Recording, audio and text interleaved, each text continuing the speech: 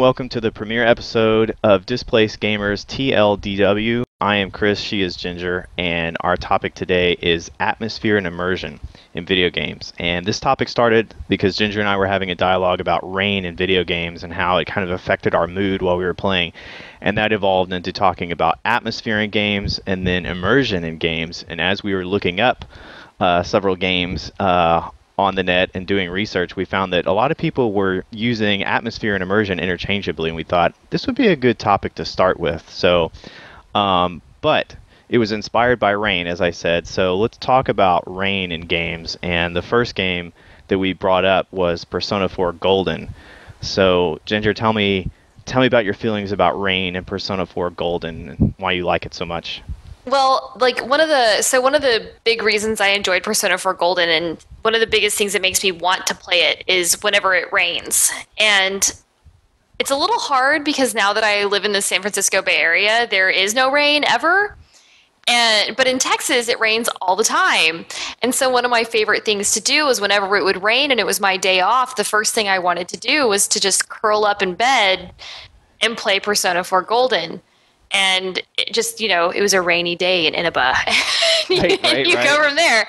So for me, things like the rain in the game and the way that it was presented and the way you'd have so many days of sunshine and so many days of darkness really kind of spurred me on to continue playing it whenever weather was bad outside. It just kind of influenced my mood, and it matched like the kind of gloominess of the game.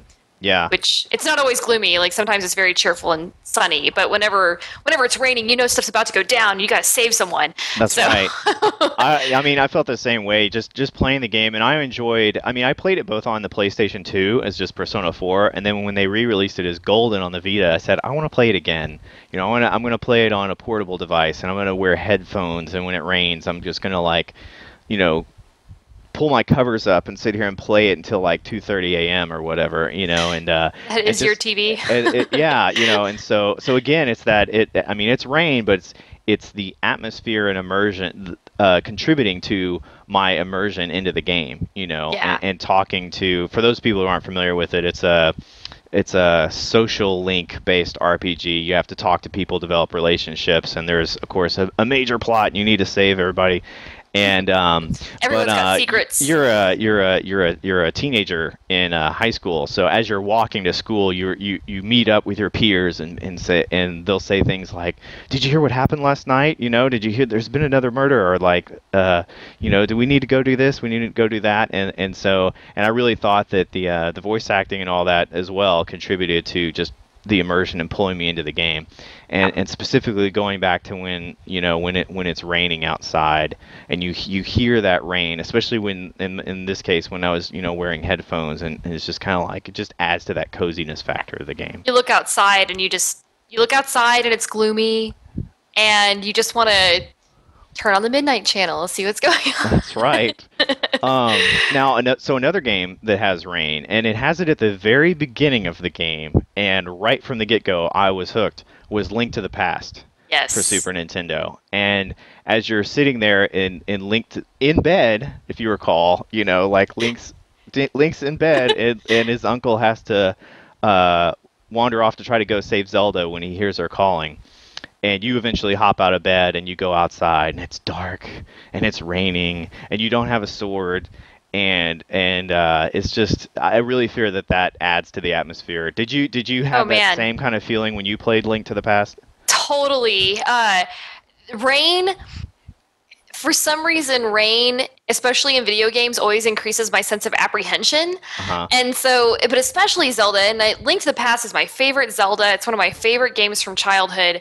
And there was nothing quite as impactful to me as playing the beginning of that game, and you wake up and it's dark and it's raining, and this girl is asking for your help, and she's one of your friends, and you need to go rescue her, and you wake up and your uncle's heading out the door with a sword. You're just like, what is going on? Right. And you go outside and there's knights everywhere, and and it's very tense and apprehensive, and even that whole game, the way that it you have the light world and then you have the dark world. So you have this contrast between the two, and Hmm. I always felt like the atmosphere in Link to the Past was really really good because you knew when things were kind of okay, and you knew when they were really bad. And in Hmm. the beginning of the game, it's really bad, They would, very stressful. and when you go to the dark world for the first time, you don't have the moon pearl, so you turn into that little bunny. And you're like, what is I'm going so on here? screwed. Yeah, and then you go back to the light world, and you're like, oh, okay. But eventually, you have to, return to that area. So I really did like that atmosphere. And also, if you recall and this is kind of Super Nintendo fun, but when you go into the forest and you see the sunlight through the trees and you see Yes. that on the ground, like that really added to it. And Mm-hmm. and it's I mean, like, and I'm sure we'll eventually have an episode about art style in general, but that particular piece to the game Oh added yeah. to it as well.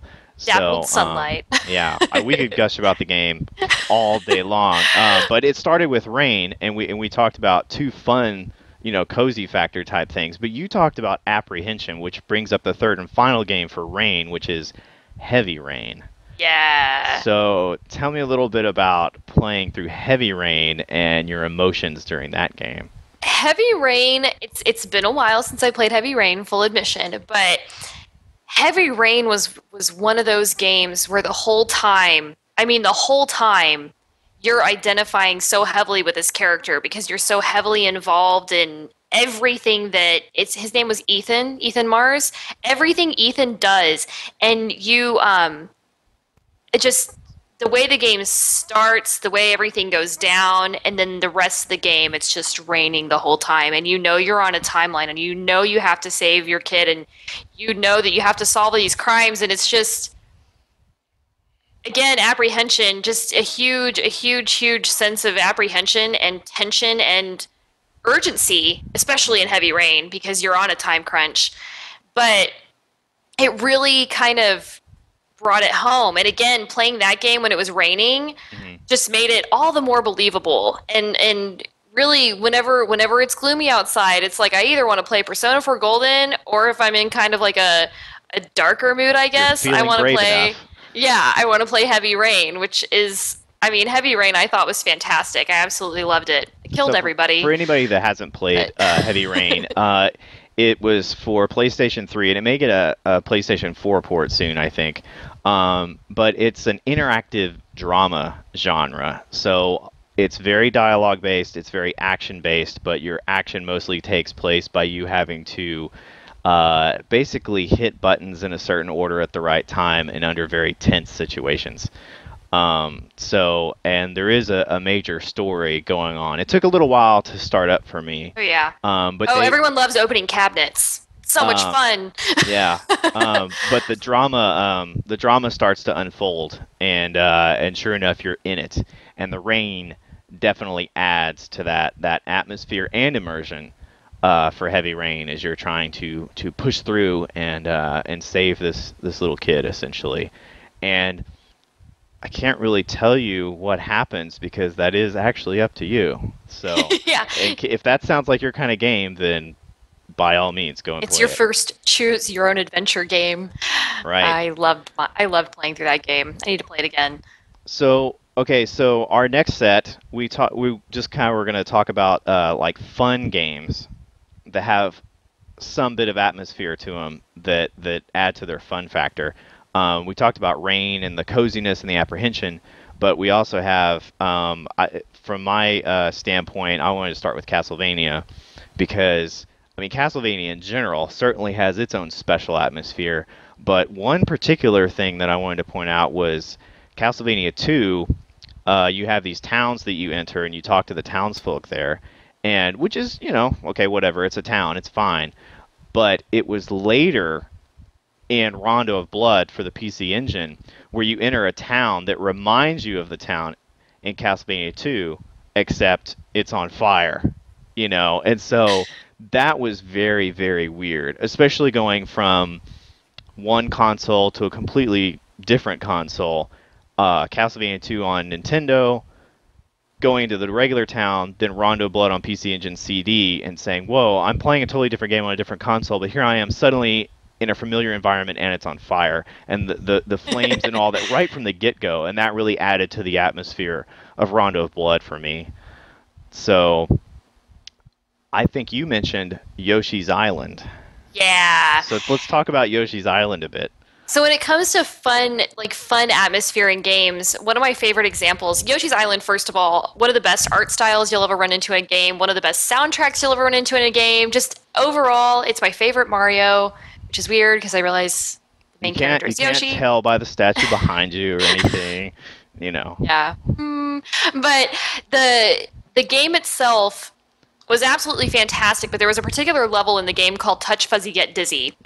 And it's a wonderful name. It's a wonderful game, or a wonderful name for the level, and for those of you who've played the game, obviously you're going to know that it's the level where Yoshi has to avoid these floating white balls that look kind of like dandelion puffs, and if he accidentally touches one or eats it, he basically gets super high. The whole level just... But the coolest thing about it was the music was weird. You would touch or eat a fuzzy, and the whole level would just all of a sudden just warp. I mean, it would Van Gogh out pretty much, and you're just your character, his eyes, Yoshi's little eyes dilate and get all huge, and then you're trying to go through the level, and the whole ground is just like undulating, and it just changes the whole thing around. And I thought that was a really good example of how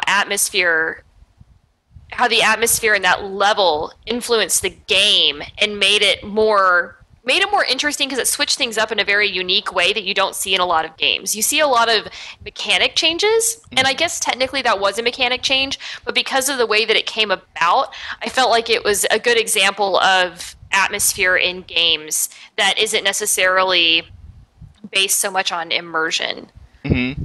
Which actually leads to, this is another Mario game, but it kind of leads into our next item, which is Super Mario Bros. 3, when you go to Giant Land in World 4. And all of a sudden, and I realize it's cliche nowadays to have an ice level and a desert level and all that sort of thing. And that sort of thing, I think, was around long before Super Mario Bros. 3. It became a trope in platformers or what have you. But playing Super Mario Bros. 3 for the first time and then going to World 4 and all of a sudden having the little Goomba be like this big when you're trying to walk through the level, I mean, that was something unique that added atmosphere to the game and really kept Super Mario Bros. 3 rolling along, I thought. So, do you remember playing around and where everything's giant land?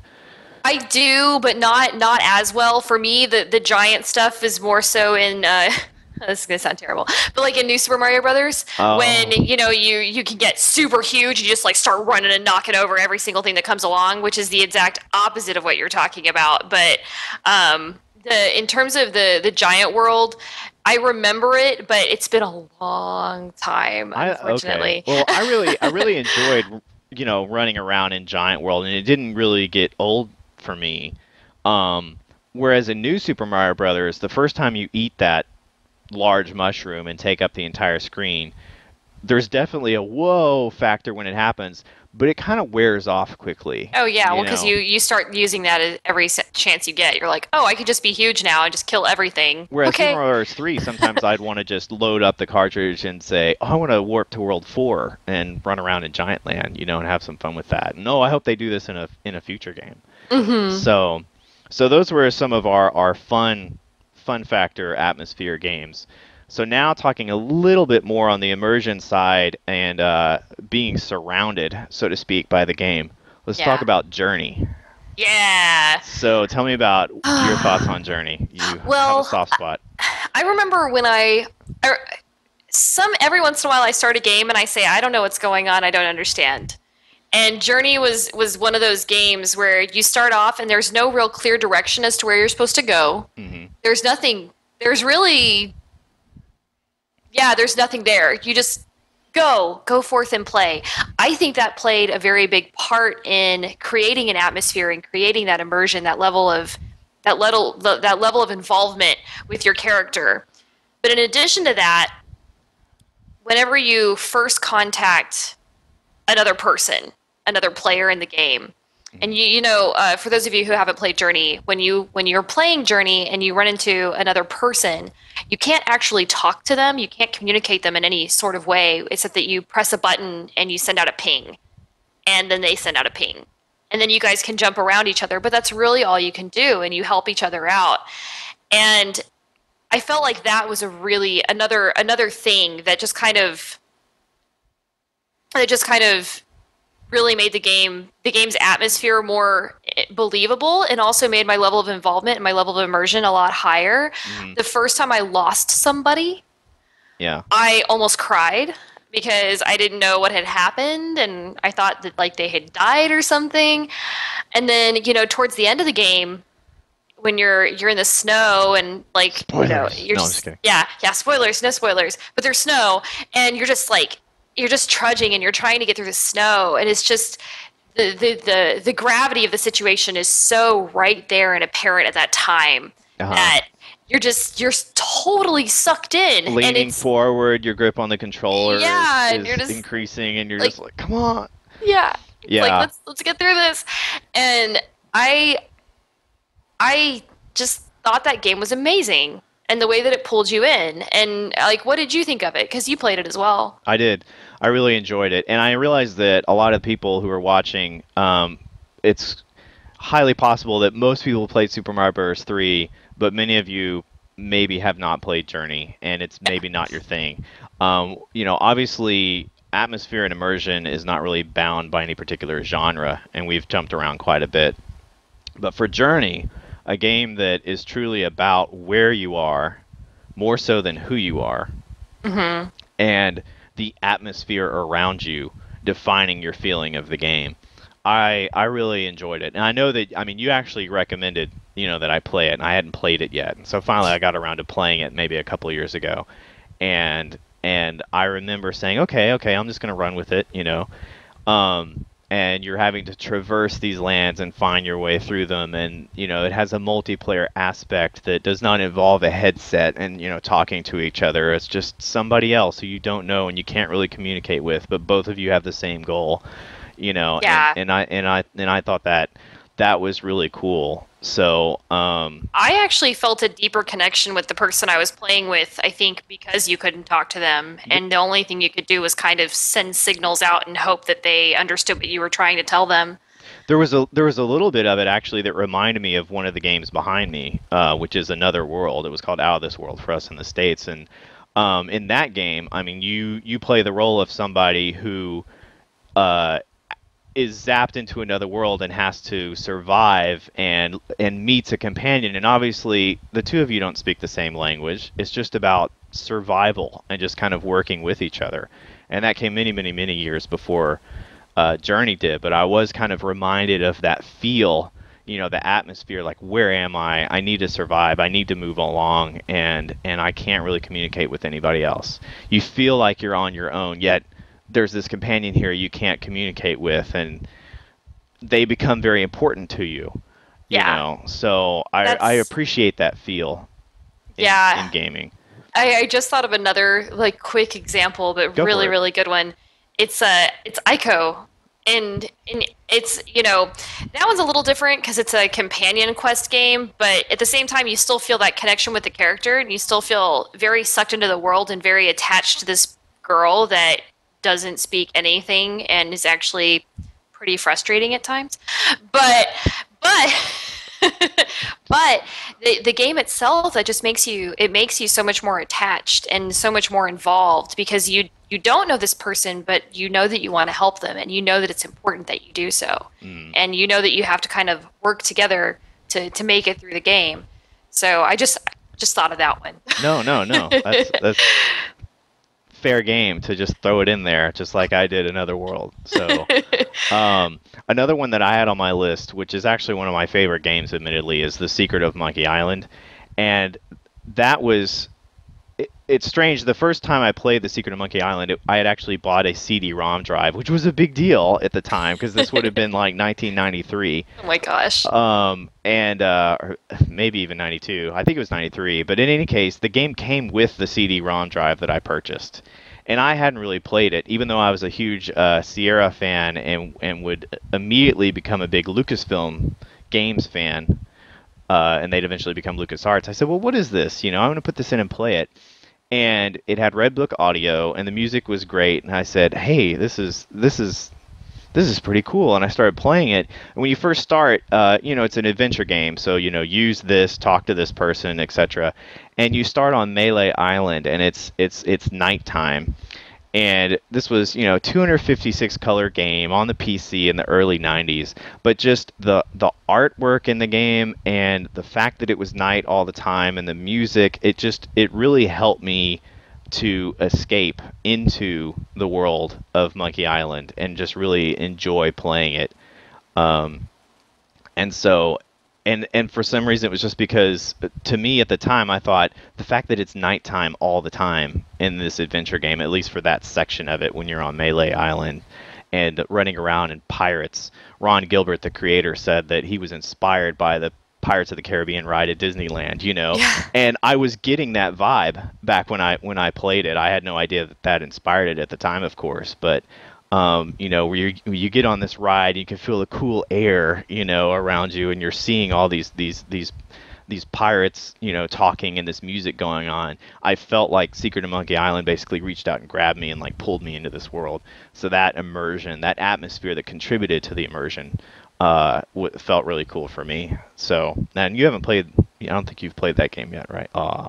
That's fine. But No. I'll get you to play it one day. One day. One day. So the third and final example on this section is Papers, Please. Which I got you to play. That's right, so, you did. Yeah. All right, well then you can take this one. Papers, Please. For those of you who have not played Papers, Please, it's basically I guess you could call it a task-based game, similar to, say, Cake Mania or other random games where people need you to do things. Only in Papers, Please, you're working in very like USSR type situation, and you're a like border patrol agent basically, and your job is to check people's documents and make sure they're actually good to enter the country. And the whole game is done in like an old school 16-bit type face down, and you just move stuff around and double check things and send people through. But the game itself, a combination of the art style and the sounds in the game and the shuffling of the papers, and you can hear the guy breathe, and the game is just absolutely oppressive and depressing and stressful and addicting and fantastic. But that is a game that, I mean, I remember specific points where I'm sitting here playing this game and I go, and right as I do it, I hear the character in the game, and I'm just like, oh my god, this game is so oppressive, and fantastic game. Get it. Yeah, Play it. It's amazing. Just to elaborate a little bit more on it. Yeah. I was wondering, okay, Papers, Please, really what is this game about? And if you go to like Steam or whatever and you see the images there, you're kind of like, okay, kind of it's not something that's going to reach out and grab you in terms of the art the way something like Yoshi's Island would. But it really is about the gameplay and the feel that you get playing the game as you step into the role of this person who's having to check papers. And I mean, no spoilers, but you find yourself in situations where somebody comes up to you and they're obviously trying to forge, their document, or they're trying to cross the border, and they know that they're not legit. Yeah. And they're basically pleading with you, just like, please, just let me across, my wife is sick, and they're like pleading their case, and you're kind of like, you want to help them, but at the same time, if you don't do your job well, you're going to get fired, and your family's going to starve to death. Yeah. You're going to have nowhere to live. And you get paid based on the successful, approve, deny, border watch that you do, and that's how you pay for where you live and how you feed your family. And your family could get sick, so it compounds. So then you try to be nice or whatever. At the beginning, you're like, okay, I can let this person through, but okay, this person, whatever. Denied. They don't care. They don't have a loved one who's in trouble. But then down the line, suddenly your son is sick and he needs medicine. And now it's like, well, really, I need to do a great job so I can get paid. So I sympathize with you, but I'm going denied. to put myself first. So denied, and then you have to, and then even though you've made that decision and it was for your son, you still have to witness these people not being able to cross. Yeah. And that constant, just, and like day in and day out, you're having to do that, and it just builds and builds and builds. Those moral quandaries just add to the gravity of the game. The game is very heavy, and the art style really actually pulls it all together, in my opinion. Yeah, and that's what I think creates that complete package. It's very stark. It's very plain. It's very oppressive, and just, man, fantastic game though. Great game. Definitely, we'd both recommend it if you're watching for atmosphere. And haven't played it. Yeah. So as far as the main games that we wanted to cover, we've kind of mentioned them. So now we're going to kind of go into like a freestyle mode. So because there were so many games to talk about, and so we chose several of them and grouped them in groups of 3. And Ginger, do you want to take the next one? I don't even remember what I had listed first, but I guess we've already mentioned a Zelda game, but let's talk about Wind Waker. Oh man, yeah.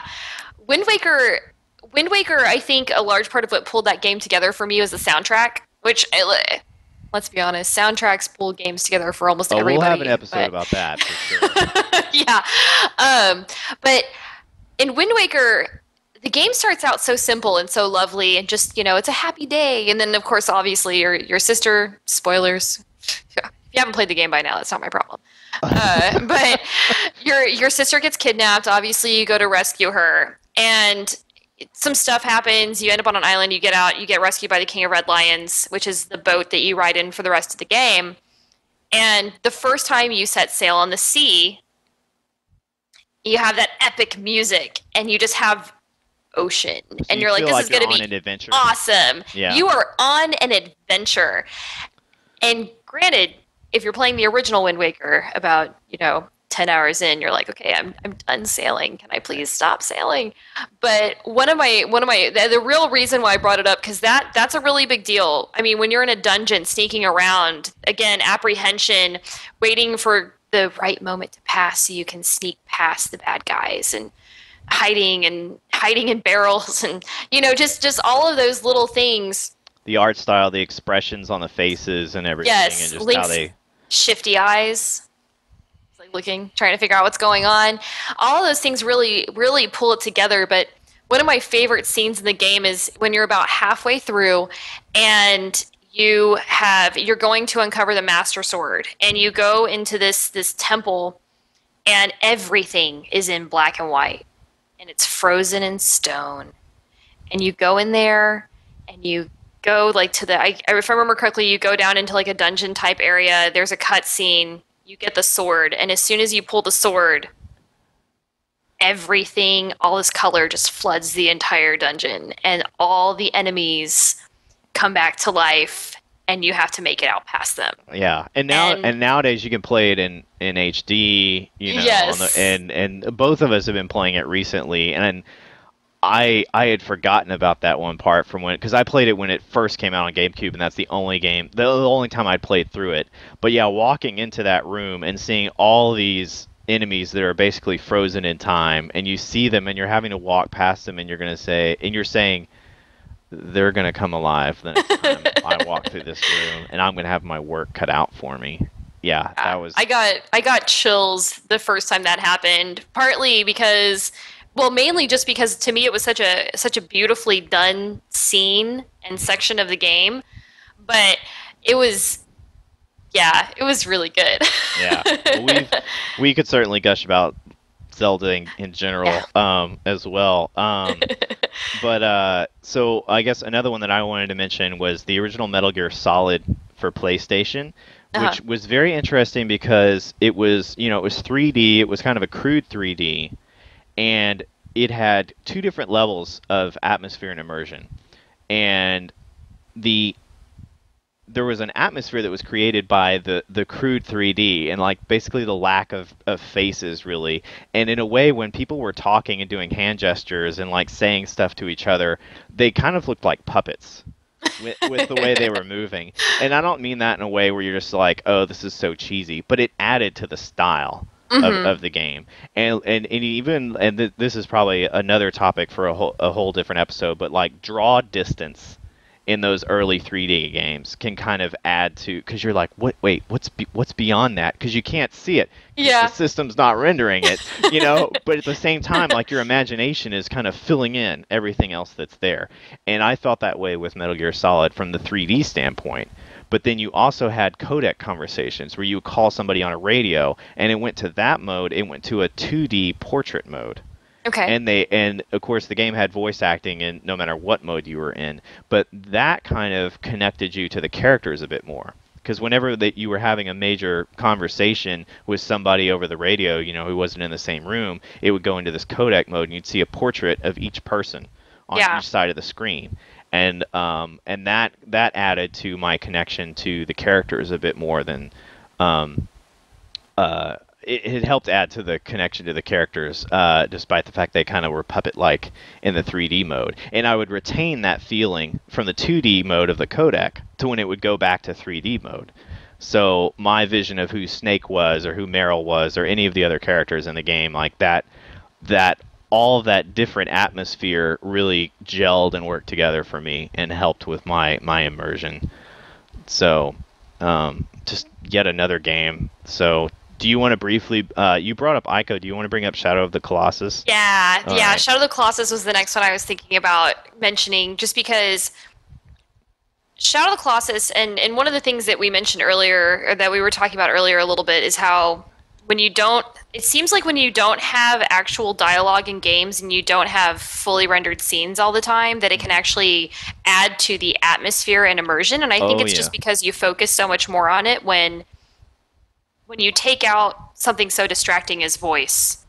It really can actually bring the game home more for you. And Shadow of the Colossus, of course, is a game with minimal dialogue.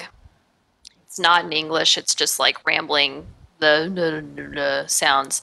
But in addition to that, it's another one of those games that's just kind of open. It just kind of plops you down and says, here you go. You want to get her back? You got to go kill these creatures.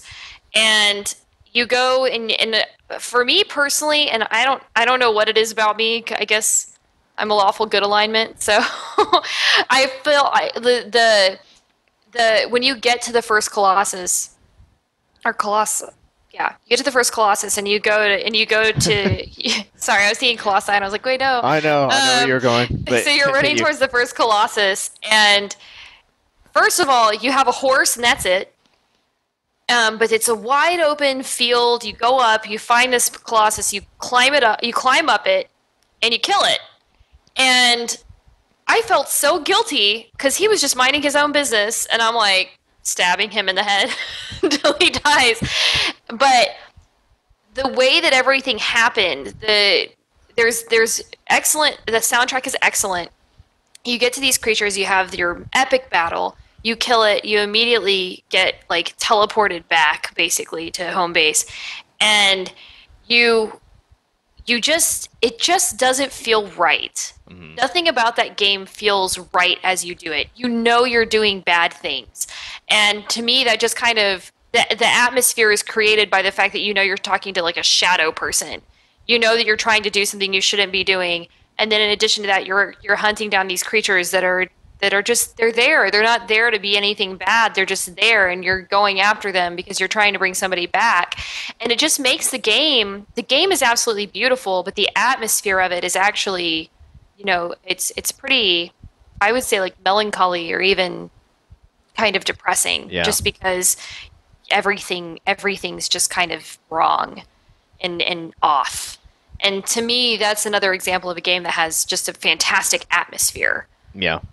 Yeah, and as a result is extremely immersive, especially since there's no real dialogue, and you just, it's like go forth and kill some colossi. Yeah. Yeah, on a slightly not lighter note, from there, I've been playing the brand new King's Quest game that just came out, and I've been a huge fan of the series. It's the other box that I have up there right now, and those adventure games, the art style, the music, everything, kind of really comes together to form the atmosphere. And the fun thing about a lot of the old adventure games was the fact that they were 2D, like single, like drawn art, screens. So your character would enter the screen, and you'd see this new screen from this world that you're immersed in. Especially for me, King's Quest 6 was one of my favorites, and just like all the art that's there, and you just kind of saying, "Oh, it's a new screen," and getting a little bit more of the pieces like sprinkled into your head about what this land of the Green Isles is like, and then finally and seeing like, okay, there's some way that I can get through this door, or like talk to this person and get past this point. There's something behind them, and then finally solving a puzzle and basically being rewarded with being able to see a new screen in the game that you hadn't seen yet. Um, that's a big part of adventure games for me. Yeah. So Well, speaking of flat, artwork related games, one more example would be for me, probably my earliest game that had an atmosphere. And I guess when I think of atmosphere, I think of games that make me have feelings aside from frustration because I'm not good at them. And that would be Shadowgate, which oh is, man, yeah, Shadowgate was one of those games where you get very stressed out when your torches get too low and you don't know how to solve a puzzle, and behind any door could be death, and you're just it was a very, for me being, gosh, I don't know, 6 years old, it was a very tense game to play. And I remember playing it with my brother, and you mouse down and select talk. You mouse up and select whatever on the Nintendo. And it was, but I mean, every time you uncovered something new, it was just so exciting. But it had this soundtrack. They did a really good job of keeping the tension up. And then the game over screen is one of the best game over screens ever. That's another topic for another time. that's true. I agree with you, and yes, that's a Yeah. topic for another time. But Shadowgate's probably one of the first games I played that I think really had an atmosphere to me, and really kind of like sucked you in, and was very immersive in that sense. I was sucked into the original Metroid on the Nintendo, and I know a lot of people love Super Metroid, but just the original Metroid and what is not there being something that is there in my mind, was adding to it a lot, and just this weird other place. I certainly got that feeling from the original Metroid when there was one game named Metroid at the time. Now on the flip side, how about this for a segue? A game like Shenmue, Okay. which puts everything there. Like the fact that yes, you use your imagination, but most of the time it's you walking around and like opening every single little drawer if Oh, you no. want to.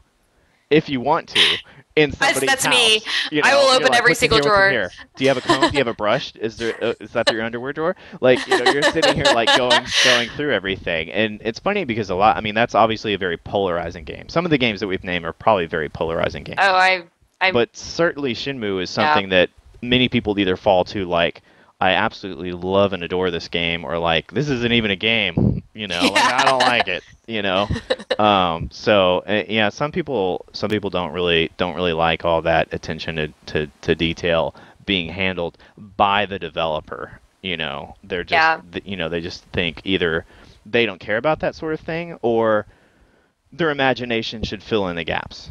And so you're putting too much of your vision, you're forcing it down the gamer's throat, whereas playing a game is typically something that it's a bit of a relationship between the developer, and if there is voice acting, the voice acting, obviously the music, the atmosphere, and then you as the gamer, you are the last component that kind of puts it all together. So, but for me personally, I really enjoyed Shenmue. I enjoyed the first one, the second one. I'm psyched the third one's coming out. I look forward to playing that. And of course, a lot of that may harken back to adventure games a little bit. So we've mentioned a lot of games.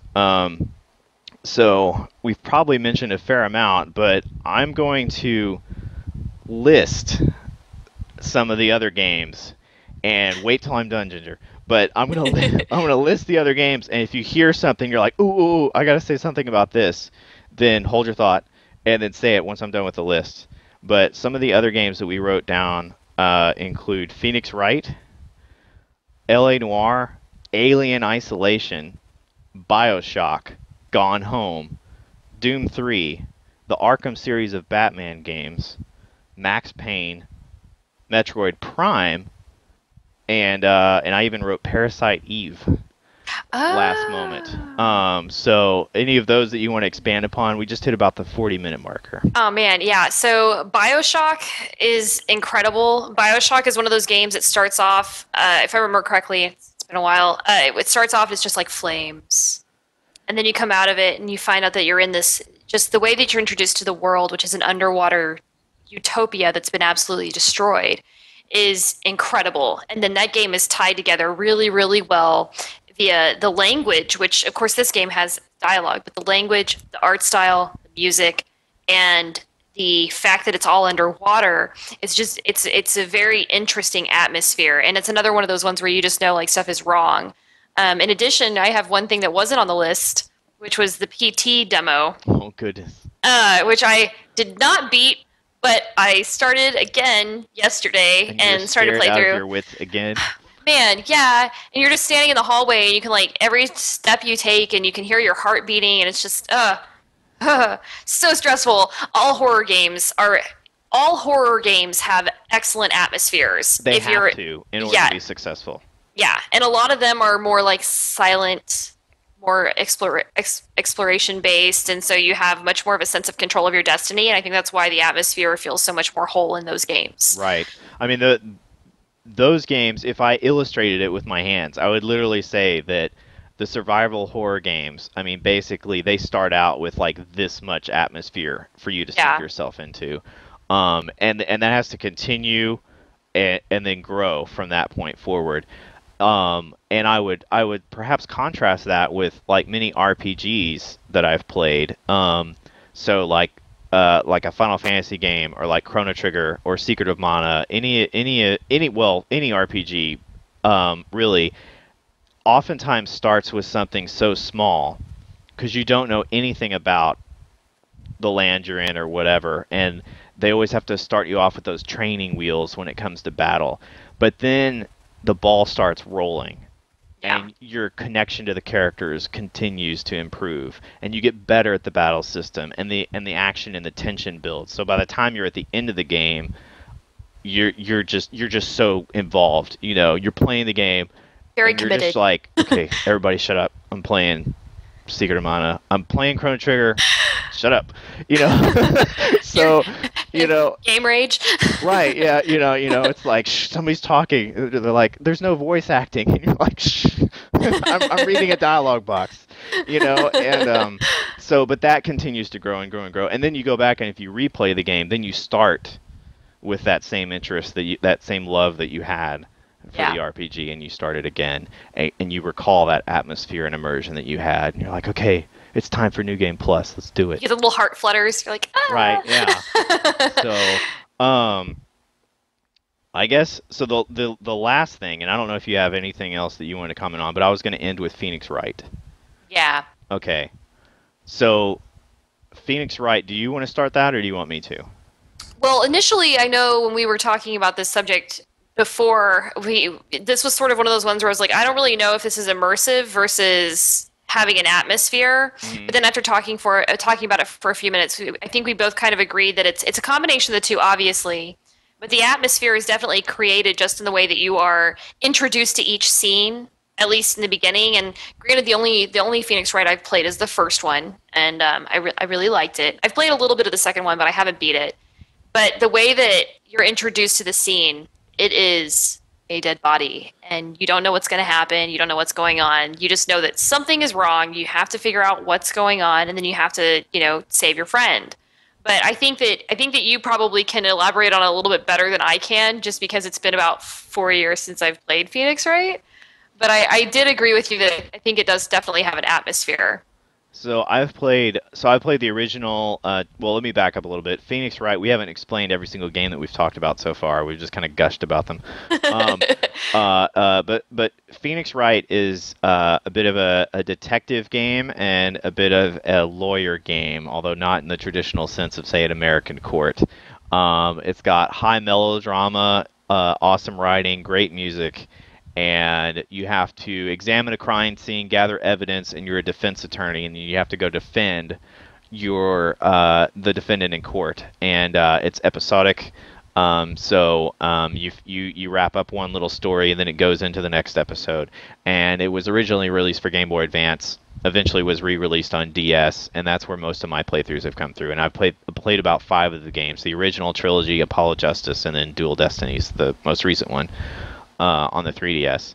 And basically, the reason that I think the immersion into that game is immediate, and this kind of once again harkens back to my adventure games of old that I tended to love, is you're really only given a really small window of where you are. And it's whenever you're in detective mode or talking to people, it's first person. It's 2D. So it's all like low res art, um, and you talk to people, and the person shows up in front of you, just like I'm in front of the camera and you're in front of the camera looking at people right now.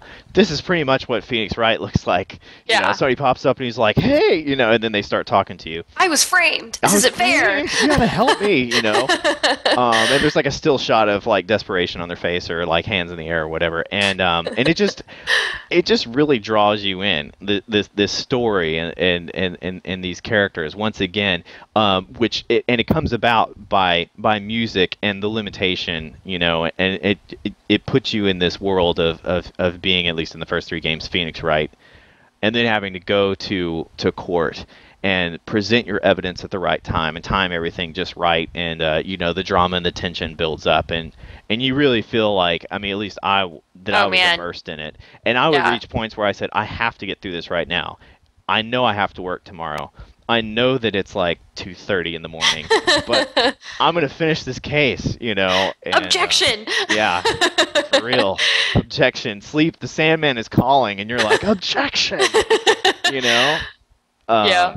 But anyway, so that's a pretty darn good list, a pretty healthy list of games that we talked about when we were talking about atmosphere and immersion into games. So, Ginger, do you have any parting thoughts?